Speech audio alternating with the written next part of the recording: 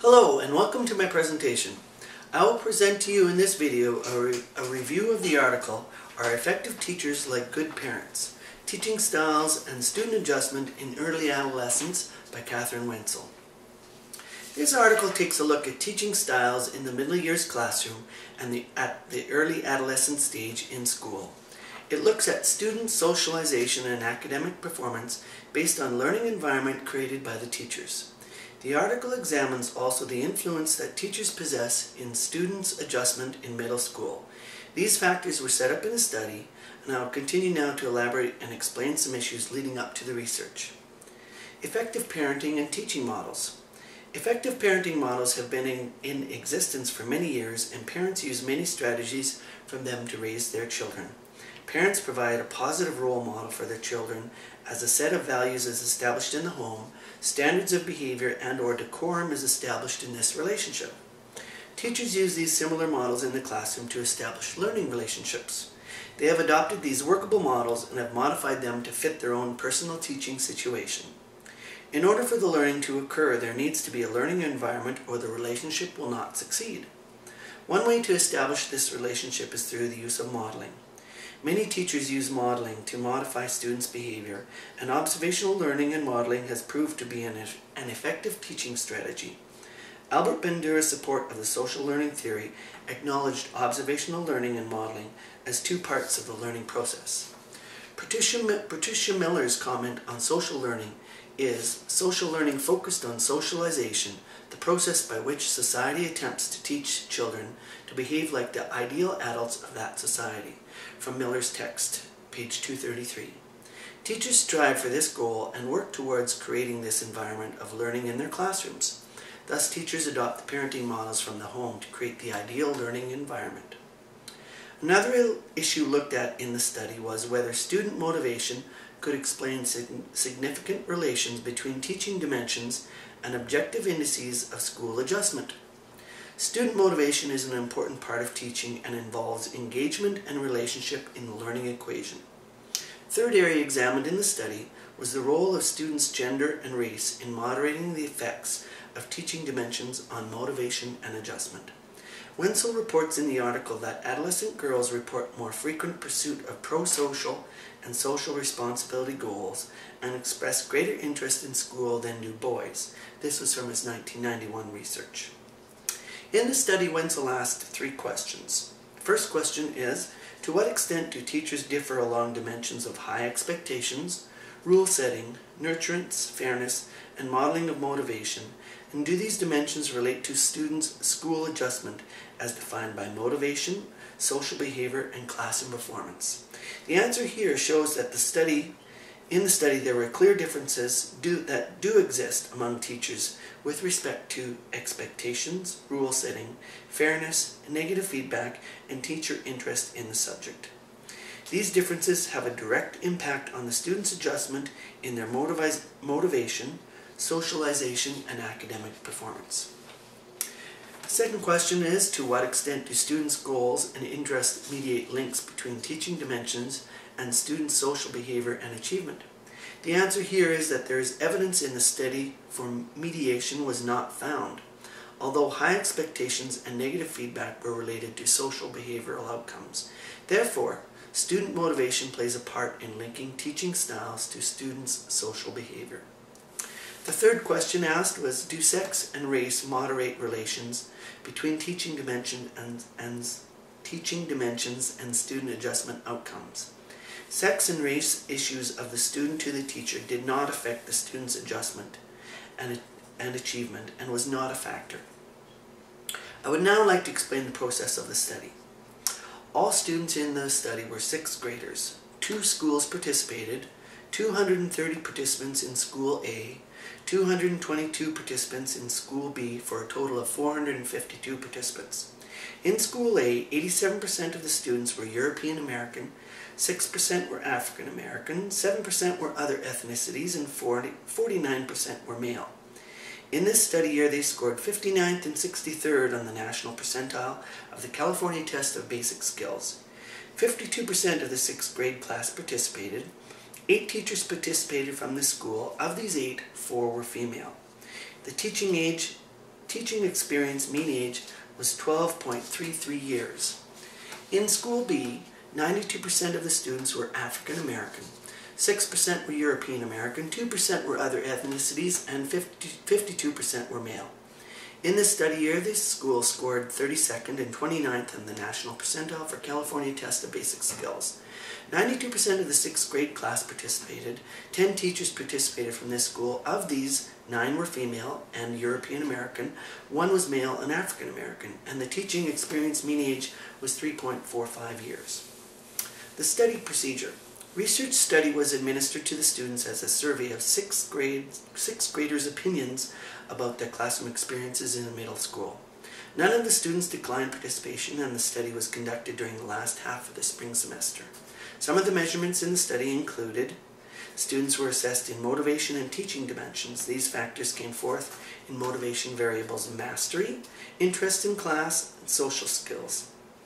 5 factors emerged when teaching dimensions were analyzed: high expectations, fairness, negative feedback, rule setting, and teacher motivation.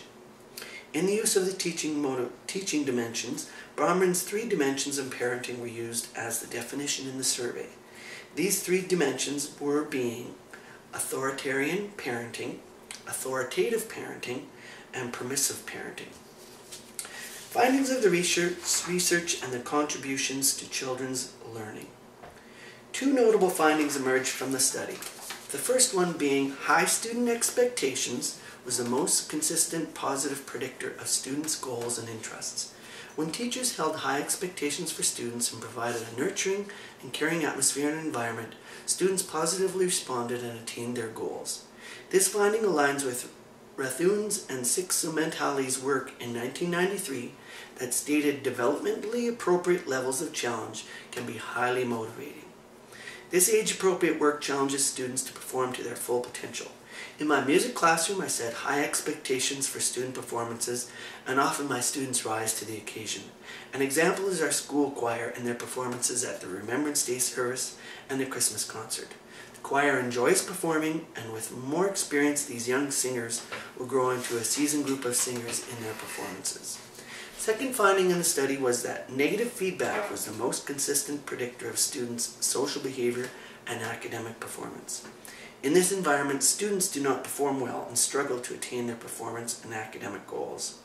This shows the influence that teachers possess with their negative and highly critical feedback on students' functioning in the classroom. Weinstein in 1989 states, "Teacher expectations for low performance can be particularly debilitating to student achievement."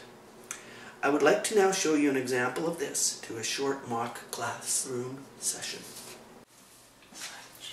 Here we are in Mr. Kelly's classroom, and we are about to practice our song, "O Canada." We are in choir practice, so come listen to the choir.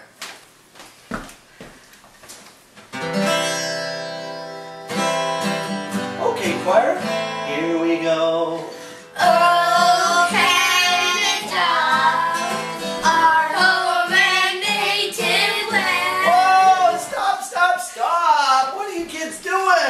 Can't you see? Well, excuse me, miss, what's your name? Jenny. Jenny. Can't you see Jenny? She's sitting there so straight. She's sitting there with the right posture. She's got a straight back.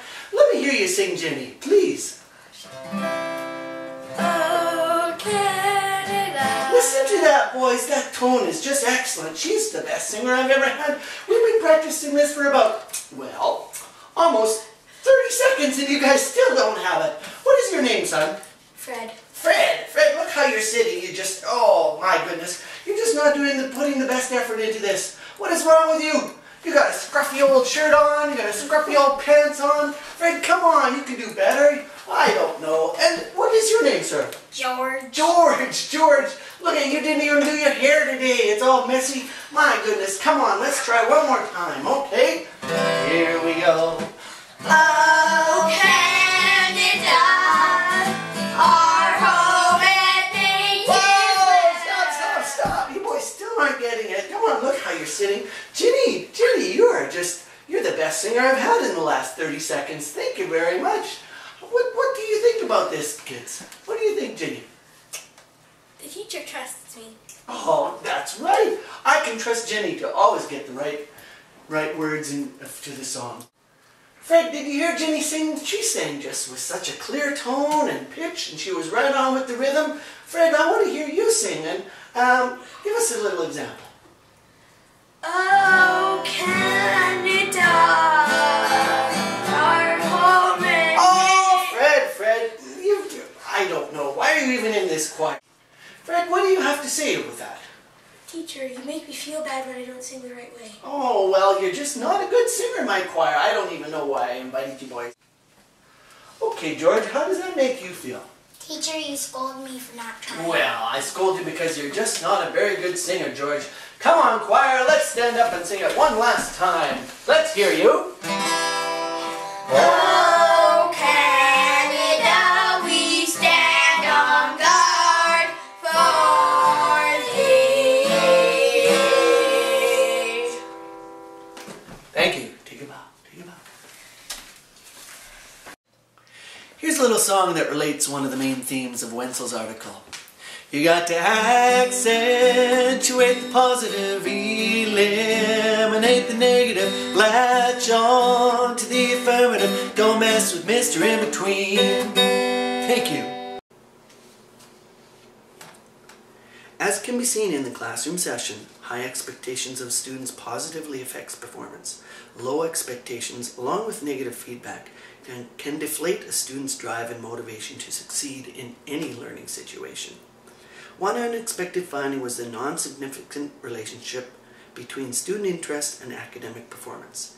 Explanations include, by middle school, a student's ability in an academic subject area reflects years of classroom experiences rather than specific interest engendered by a current teacher. Also, interest in a class does not always motivate a student's desire to perform well academically. Wenzel states, research documents the relatively powerful role of students' goals to be socially responsible in predicting classroom performance in 1991. By middle school, students are more motivated by social parameters than academic goals. The theory of development aligned to the article. Middle school students are socially motivated, and this brings me to the theory of development that aligns itself most closely to the article. As mentioned, Albert Bandura's social learning theory corresponds with Wenzel's observations of the role of a positive role model and setting high expectations in the classroom. Bandura also saw student self-efficacy as playing a role in their success. A belief in one's own abilities to succeed holds much power in a learning situation or environment. Bandura's research analyzed the foundations of human living and the willingness of children and adults to imitate behavior observed in others. Students are willing to imitate behavior, then we as teachers hold much power through our modeling and teaching. Next, I would like to move to who benefits from the research of this study. The first group are the students. Students can benefit from knowing that teachers are there to build success in their learning and will scaffold their learning experience to meet a meaningful and rich experience. This realization by students can help them work toward this goal as they know their teachers are there to support them. This in turn can hopefully move to the self-efficacious student. Teachers are the next group to benefit. If teachers can glean more powerful models of teaching and gain a new realization that their work and effort is accepted and appreciated by their students, they will strive to become better teachers as a result of this effort. Wenzel states, most middle school students recognize that teachers behave in ways that communicate caring and personal support. 1997.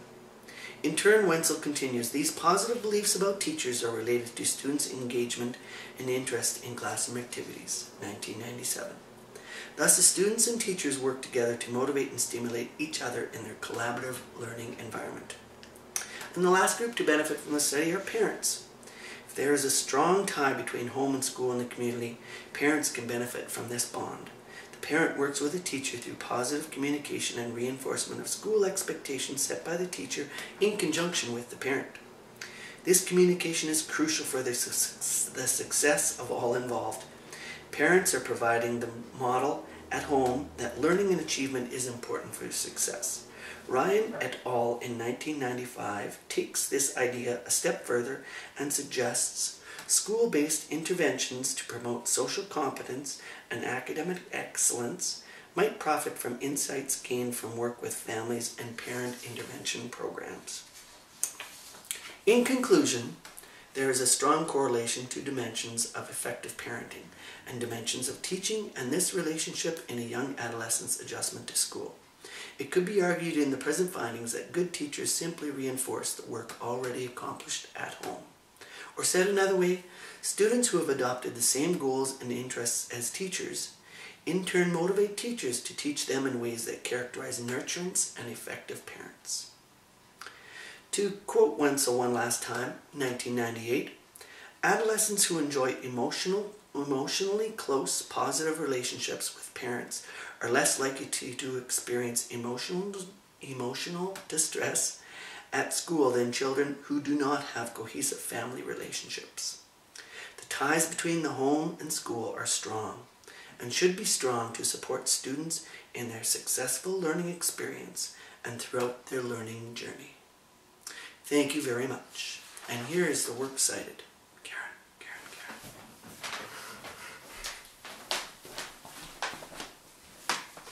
Zoom in on this.